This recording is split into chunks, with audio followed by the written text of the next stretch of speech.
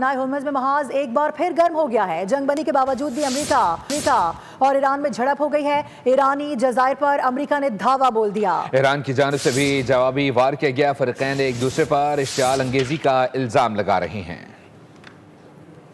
امریکہ کا ایران کے جزائر اور بندرگاہ پر حملہ. ایران کی جانب سے جوابی کارروائی. امریکی فوج نے ایران کے جزیرہ قشم اور بندرگاہ بندر عباس پر فضائی حملے کیے. ایران نے چابہار بندرگاہ کے جنوب میں امریکی بحری جہازوں کو نشانہ بنایا. امریکی بحریہ نے ایران کے جزیرہ قشم، خمیر اور سریک پر فضائی حملے کیے، جس پر سینڈ کام نے دفاعی اقدام کی توجیہ پیش کی.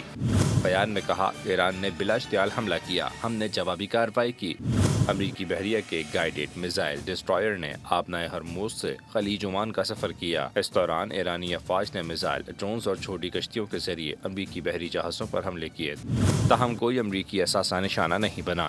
ایران کی جانب سے جارحیت اور دراندازی کا الزام امریکہ پر لگایا گیا. خاتم الانبیاء ہیڈ کوارٹرز کے مطابق امریکہ کی جانب سے آبی حدود کی خلاف ورزی کی گئی، جس پر ایکشن لینا پڑا.